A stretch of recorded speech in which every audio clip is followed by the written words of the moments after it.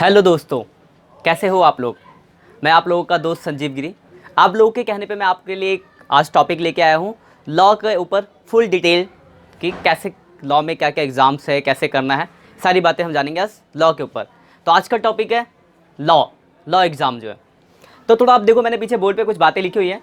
तो देखो, लॉ एक पोस्ट ग्रेजुएशन कोर्स है, मास्टर्स की डिग्री एक तरह की समझ लो।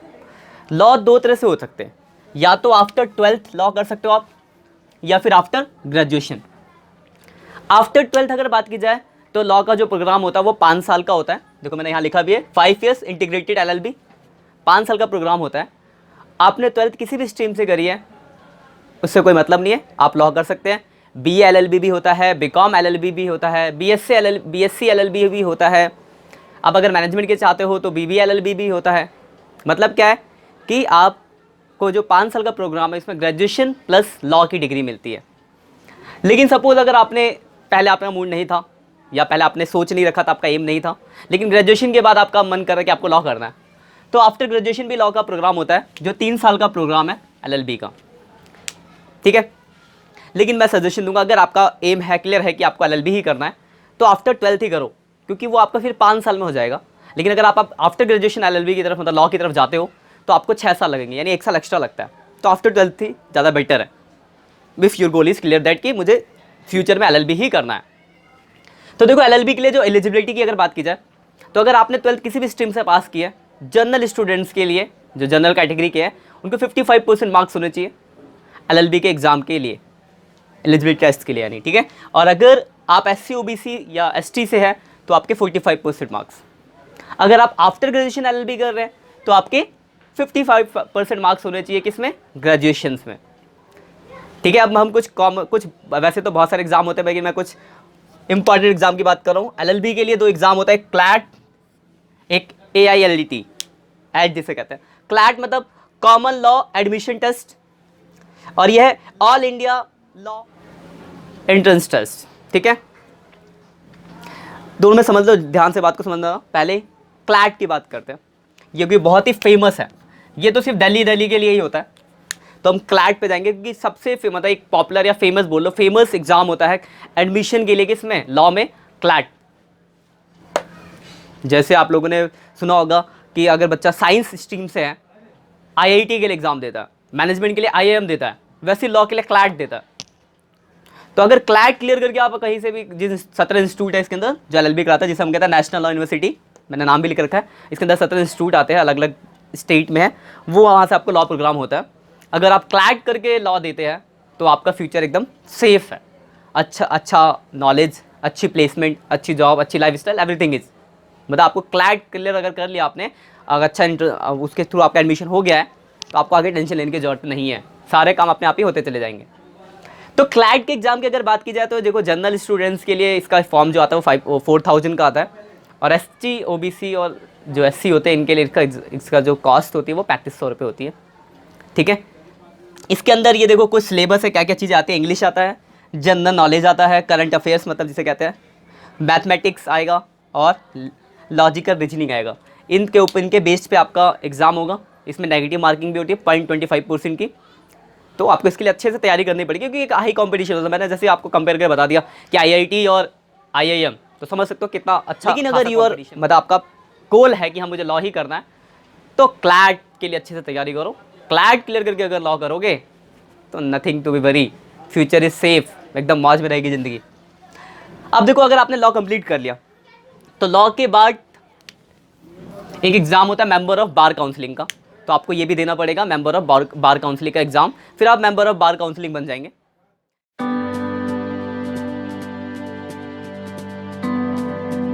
इसके बाद ऑप्शंस क्या क्या है, करियर ऑप्शंस। ऐसे तो बहुत सारे करियर ऑप्शंस हैं अगर बात की जाए लॉ के बाद तो, लेकिन मैंने कुछ करियर ऑप्शंस यहाँ पे बोर्ड पे बताए हैं।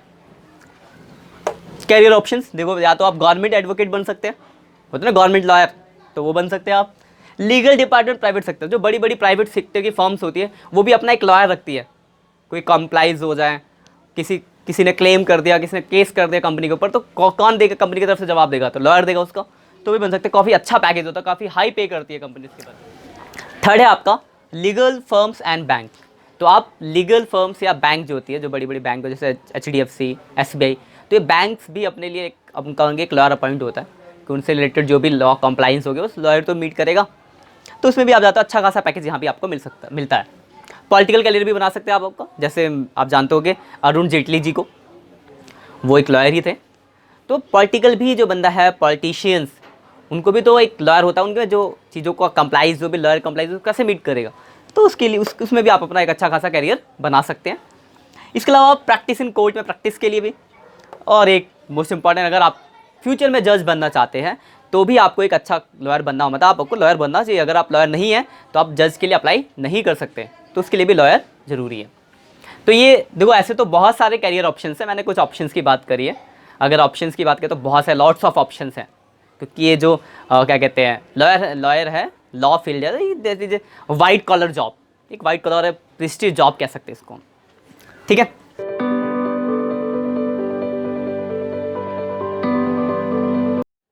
माई पर्सनल ओपिनियन,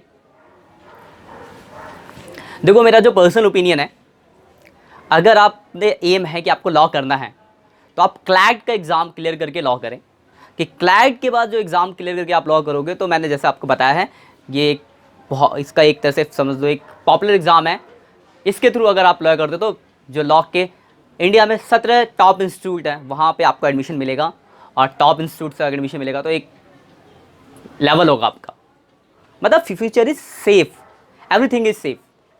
तो आपको शुरू में बस मेहनत करनी है कि आपको क्लैट का एग्ज़ाम क्लियर करना है। कंपटीशन अच्छा खासा है, पहले बता रहा हूँ, ऐसा नहीं कि मजाक में हो जाएगा, अच्छे से आपको प्रैक्टिस करनी पड़ेगी।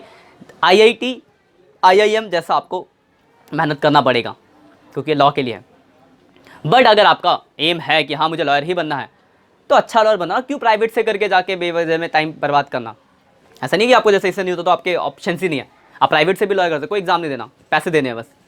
बट वो लॉयर बन के क्या फ़ायदा, टाइम लग जाएगा आपको, लॉयर प्रैक्टिस में गुजरते रह जाओगे।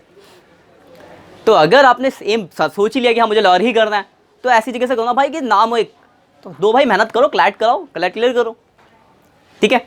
अब बात आती है कि लॉयर प्रोफेशन हम चूज़ कैसे करें, कैसे पता चले कि मुझे कि हाँ मैं एक लॉयर बनना चाहता हूँ और मेरे अंदर यही है, लॉयर की क्वालिटी है। देखो, बनना चाहना और क्वालिटी में बहुत डिफरेंसेज है। मैं आपको एक छोटी सी स्टोरी बताता हूँ। सपोज़ करो 5 दोस्त हैं, मान लो मेरे 5 दोस्त हैं, तो हम 6 लोग हो गए। उसमें से मेरा एक दोस्त है, मान लो X, उसका क्या है कि बचपन से मेरे साथ पढ़ता आ रहा है, और जब भी कोई बात होती है मुंह बंद कर लेता है। कहीं हम कॉलेज बाहर डिबेट के लिए गए, ग्रुप में गए, बोल ही नहीं पाता। तो वो बंदा जो 5 लोगों के बीच में बोल नहीं पा रहा है, क्या उसके लॉ प्रोफेशन अच्छा है? हो ही नहीं सकता। लेकिन एक मेरा दोस्त है, वो क्या है भाई, कभी भी कोई डिबेट आ जाए, एकदम जैसे ही वो कूदा, बाकियों की बोलती बंद। मतलब उसके अंदर ये क्वालिटी देखता आ रहा हूँ कि उसके अंदर एक क्वालिटी है कि वो लोगों को चुप करा सकता है बहस में। ही इज़ कैपेबल, उसके अंदर क्वालिटी है बिल्ट। तो उसके लिए तो लॉ प्रोफेशन अच्छा है ना। तो आप अगर 17 साल के हो, अभी 12 पास आउट की तो 17 साल हो गए, तो अपने आपको तो 17 साल में एनालाइज कर ही सकते हो कि आपके अंदर ये क्वालिटी है या नहीं है। अगर आपके अंदर ये क्वालिटी है तब लॉयर के लिए जाओ, वरना क्यों इस फील्ड में जाओगे, अपना टाइम खराब करोगे, आप फ्यूचर में सक्सेसफुल होने के चांस ही कम हो गए। जब आपको बोलना ही नहीं आ रहा ठीक से, आप लोगों को चुप ही नहीं करा सकते, तो आप लॉयर क्या बन पाओगे लॉयर। तो देखो आपके अंदर अगर ये क्वालिटी है कि यू आर कैपेबल, या यू आर, समझ गया ना, बंद करा सकते हो मुझ सबका बोलती में, तो लॉयर करना है, ठीक है। आज के लिए इतना ही।